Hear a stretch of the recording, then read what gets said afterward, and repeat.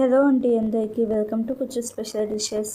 రాగి పిండి గోధుమ పిండితో బియ్యం లేకుండా హెల్తీగా దోశలు ఎలా వేసుకోవాలో చూపిస్తున్నాను. షుగర్ పేషెంట్స్ అలాగే బరువు తగ్గాలి అనుకునే వాళ్ళకి వరం లాంటివి ఈ దోశలు. టేస్ట్ కూడా చాలా బాగుంటాయి. ముందుగా ఒక బౌల్లో 1 కప్పు రాగి పిండి వేసుకోండి. ఏ కప్పుతో అయితే రాగి పిండి తీసుకున్నామో అదే కప్పుతో 1 కప్పు గోధుమ పిండి వేసుకొని రాగి పిండి గోధుమ పిండి కలిసేటట్టు ఒకసారి బాగా కలుపుకొని 2 కప్పుల నుంచి 3 కప్పుల దాకా నీళ్ళు వేసుకోండి. మొదటగా 2 కప్పుల నీళ్ళు వేసుకొని పడితే ఇంకొక కప్పు నీళ్ళు వేసుకొని ఒకసారి బాగా కలుపుకోండి. ఉండలు లేకుండా అంత బాగా కలపాల్సిన అవసరం లేదు. జస్ట్ ఒకసారి ఇలాగా బాగా కలుపుకొని పక్కన పెట్టేసేయండి.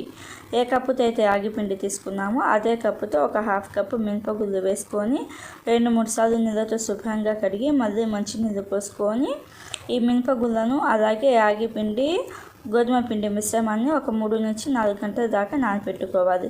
3 గంటల తర్వాత ఒక మిక్సీ జార్లో నానబెట్టుకున్న మినపగుళ్ళు నీళ్ళతో సహా వేసుకొని మెత్తని పేస్ట్ లాగా గ్రైండ్ చేసుకోండి. ఇప్పుడు అదే మిక్సీ జార్లో రాగి పిండి అలాగే గోధుమ పిండి కలిపి పెట్టుకున్నాం కదా, ఆ మిశ్రమం కూడా వేసుకొని ఒకసారి బాగా కలుపుకొని 1 నిమిషం పాటు బాగా మిక్సీలో గ్రైండ్ చేసుకోవాలి.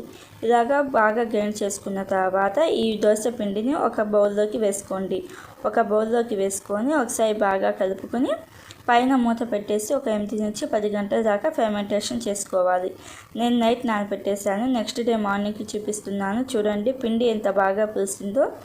ఇలాగ పులిసిన పిండిలో సాల్ట్ మీ టేస్ట్కి తగినంత సాల్ట్ వేసుకొని ఒకే డైరెక్షన్లో మరీ ఎక్కువగా కలపకుండా కొంచెం లైట్గా కలపండి. ఒకే డైరెక్షన్లో కలపండి.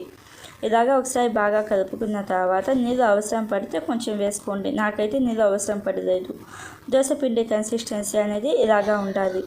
దోశపిండి అయితే రెడీ అయిపోయింది కదా. ఇప్పుడు దోశ పెనంని ఒకసారి ఆనియన్తో బాగా రబ్ చేసుకొని దోశలాగా వేసుకొని కొంచెం ఆయిల్ వేసుకొని మంట మీడియం ఫ్లేమ్లో పెట్టేసి ఉడికించుకోవాలి. ఒకవైపు ఉడికిన తర్వాత రెండో వైపుకి మార్చుకొని రెండో వైపు కూడా ఉడికిన తర్వాత ఇలాగ సర్వ్ చేసుకోవాలి. మీకు ఎన్ని దోశలు కావాలంటే అన్ని దోశలు సేమ్ ప్రాసెస్.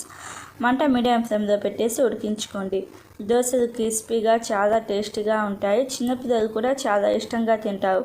ఒకసారి మీరు కూడా తప్పకుండా ట్రై చేసి మీకు ఎలా వచ్చిందో నా కామెంట్ రూపంలో తెలియచేయండి. Thank you friends. Bye bye.